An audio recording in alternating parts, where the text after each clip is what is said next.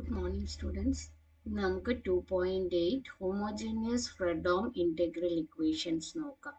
Homogeneous Fredholm integral equation എന്ന് പറയുമ്പോൾ അവിടെ തന്നേക്കുന്ന Fredholm integral equationനകത്ത് f of x എന്ന് പറയുന്നത് 0 ആയിരിക്കും.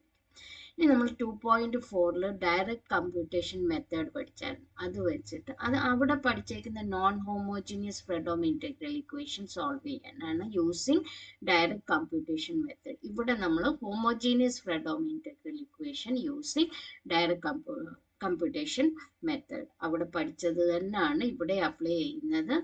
ആൽഫയുടെ വാല്യൂ കിട്ടിക്കഴിഞ്ഞ് നമ്മൾ ആൽഫ അവിടെ സബ്സ്റ്റിറ്റ്യൂട്ട് ചെയ്ത് സൊല്യൂഷൻ കിട്ടി. ഇവിടെ നമുക്ക് ലാസ്റ്റ് ആയിട്ട് ഐഗൺ വാല്യൂവും ഐഗൺ ഫംഗ്ഷനും കണ്ടുപിടിക്കണം. ഇവിടെ ലാംഡ എന്ന് പറയുന്ന ടേം ഉണ്ട്. അപ്പോൾ ലാംഡയുടെ വാല്യൂ കണ്ടുപിടിച്ചിട്ട് ആ ഫംഗ്ഷനകത്ത് ഇട്ട് കൊടുക്കുന്നതാണ് ഐഗൺ ഫംഗ്ഷൻ. ഓക്കെ, അപ്പം നമുക്കിനി ഒരു പ്രോബ്ലം നോക്കാം. Solve u of x equal to lambda integral 0 to 1 x ut dt. ഇവിടെ f of x എന്ന് പറയുന്ന ടേം 0 ആണ്. അപ്പോൾ ഇതെന്താണ്?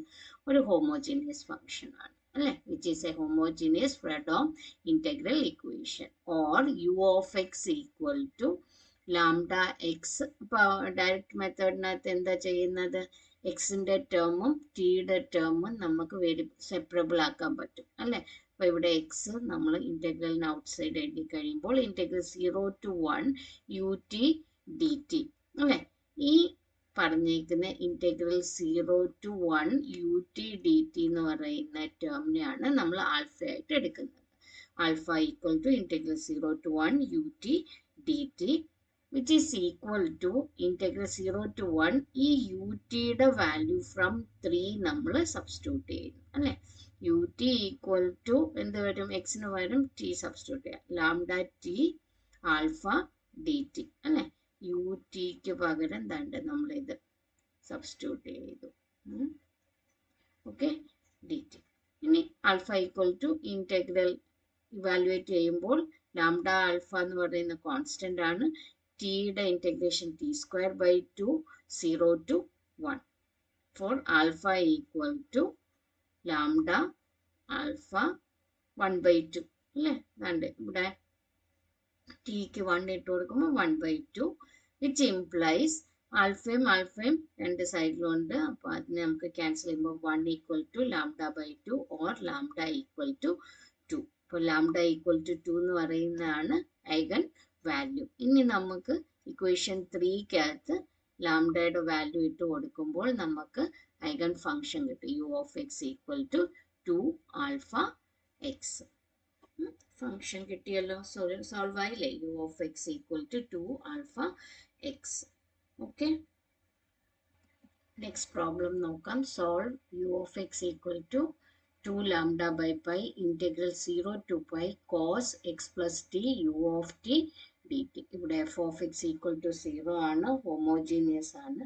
അപ്പോൾ ഹോമോജീനിയസ് ഫ്രെഡോം ഇൻറ്റഗ്രൽ ഇക്വേഷൻ്റെ using direct method and given equation എഴുതി. ഇനി ഇൻറ്റഗ്രലിനകത്ത് ഇവിടെ എക്സും ടിയും സെപ്പറബിൾ അല്ല അല്ലേ. കോസ് എക്സ് പ്ലസ് ടി എന്നാണ് കിടക്കുന്നത്. അപ്പം നമ്മൾ ഇവിടെ കോസ് എ പ്ലസ് ബിയുടെ ഫോർമുല അപ്ലൈ ചെയ്യാം. Cos A plus B is cos A cos B minus sine A sine B.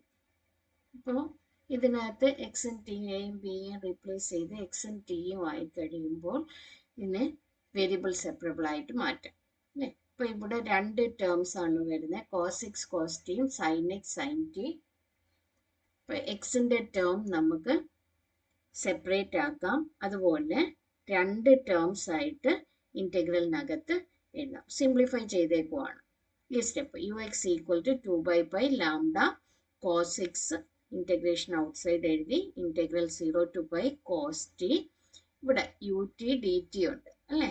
ഈ യു ടി ഡി ടി ഇവിടെ മൈനസ് സെക്കൻഡ് ടേമിനെ അതുകൊണ്ട് സെപ്പറേറ്റ് ആയിട്ട് ഇൻറ്റഗ്രേഷനിൽ കൊടുക്കുമ്പോൾ -2π. ഇവിടെ ഉള്ള 2π ലാംഡ കോമൺ ആയിട്ട് എഴുതിയേക്കുന്നത് -2/π ലാംഡ സൈൻ എക്സ് ഇൻറ്റഗ്രേഷനകത്ത് 0 to pi sine t u t d T.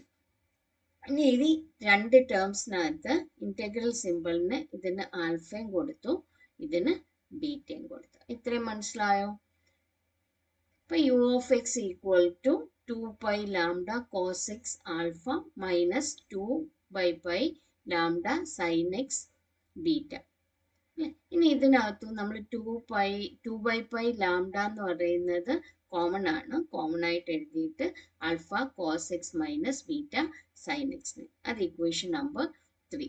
അപ്പൊ ഇതാണ് നമ്മുടെ സൊല്യൂഷൻ. ഇതിനകത്ത് ലാംഡയുടെ വാല്യൂ കിട്ടിക്കഴിയുമ്പോൾ അതാണ് ഐഗൻ വാല്യൂ. അതുകൊണ്ട് തന്നെ ആൽഫയും ലാംഡ വെച്ചിട്ട് നമ്മൾ ആൽഫയും ബീറ്റയുടെയും വാല്യൂ കണ്ടുപിടിച്ച് സബ്സ്റ്റിറ്റ്യൂട്ട് ചെയ്യുമ്പോൾ കിട്ടുന്നതാണ് ഐഗൻ ഫംഗ്ഷൻ. മനസ്സിലായോ? അപ്പൊ നമുക്കിനി ഓരോ ടേമിന്റെയും ആൽഫ ബീറ്റ ഇക്വേഷൻസ് കണ്ടുപിടിക്കണം അല്ലെ. അപ്പൊ ഇവിടെ ആൽഫ എന്ന് പറയുന്നത് എന്തുവാ? ഞാനിവിടെ ദാണ്ട് എഴുതിയിട്ടുണ്ട്. Alpha equal to integral 0 to π. അവിടെ നമ്മൾ തൊട്ട് മുമ്പേ ചെയ്തതിനകത്ത് ഒരു ടേമേ ഉള്ളായിരുന്നു. ഇവിടെ 2 ടേം. അത് തന്നെ നമ്മൾ 2.4ലും ചെയ്തിട്ടുണ്ട്. സെയിം ആൽഫയും ബീറ്റയും വരുന്നത് ചെയ്തിട്ടുണ്ട്. അപ്പോൾ ആൽഫയും ബീറ്റയും കണ്ടുപിടിക്കാൻ വേണ്ടി 2 ഇക്വേഷൻസ് കിട്ടും അല്ലെ. ആ 2 ഇക്വേഷൻസ് ആണ് ഇവിടെ നമ്മൾ സോൾവ് ചെയ്ത് സിംപ്ലിഫൈ ചെയ്ത് എഴുതിയേക്കുന്നത്. അപ്പോൾ alpha equal to integral 0 to π cos t ut dt. അതുപോലെ തന്നെ beta equal to integral 0 to π sin t ut dt. ഇനി 4 അല്ലേ,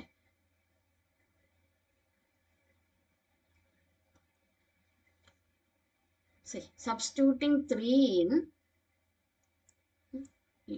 ഈ യു ഓഫ് ടിക്ക് സെയിം മെത്തേഡ് തന്നെയാണ്. നമ്മൾ ഇനി ആൽഫ കണ്ടുപിടിക്കാൻ വേണ്ടി എന്ത് ചെയ്യും? യു ടിക്ക് ഇവിടുന്ന് സബ്സ്റ്റിറ്റ്യൂട്ട് ചെയ്യും അല്ലെ. എക്സിന് വരും ടി ഇട്ട് കൊടുത്ത്. അപ്പൊ എന്താണ്ട് ഇവിടെ കിട്ടുന്നത് alpha equal to integral 0 to π cos t u ടിക്ക് പകരം ഫ്രം 3 എക്സിനെ റീപ്ലേസ് ചെയ്ത് ടിയിൽ എഴുതി സെപ്പറേറ്റ് ആയിട്ട് ബ്രാക്കറ്റ് ഓപ്പൺ ചെയ്ത് സിംപ്ലിഫൈ ചെയ്ത് ഇന്റഗ്രേറ്റ് ചെയ്ത് നമുക്ക് വാല്യൂ കിട്ടുന്നതാണ് alpha equal to lambda alpha pi by pi. പൈയും പൈയും ക്യാൻസൽ ആയി ആൽഫയും ക്യാൻസൽ ചെയ്യുമ്പോൾ ലാംഡ ഈക്വൽ ടു 1 എന്ന് കിട്ടും അല്ലെ. അതായത് ആൽഫ നമ്മൾ സോൾവ് ചെയ്തപ്പോഴാണ് ലാംഡ ഈക്വൽ ടു 1. ഇനി ബീറ്റയെ സോൾവ് ചെയ്യണം. അതുകൊണ്ട് നമ്മൾക്ക് അവിടെ ഒരു വാല്യൂ കിട്ടും, ലാംഡയിൽ വാല്യൂ കിട്ടും. അതുകൊണ്ട് 2 വാല്യൂസ് ഉള്ളതുകൊണ്ട് നമ്മൾ ആദ്യത്തേന് ലാംഡ 1 ഈക്വൽ ടു 1 എന്ന് എഴുതി. ഇനി നമ്മൾ ഈ 5 അല്ലെ, 5ല് യു ടിക്ക് പകരം ഈ വാല്യൂ സബ്സ്റ്റിറ്റ്യൂട്ട് ചെയ്യും. In 5 substituting for 3. അപ്പോൾ ബീറ്റ ഈക്വൽ ടു അതാണ്ട് ഇവിടെ നമ്മൾ യു ടിക്ക് പകരം സബ്സ്റ്റിറ്റ്യൂട്ട് ചെയ്തതാണ് ഈ വാല്യൂ.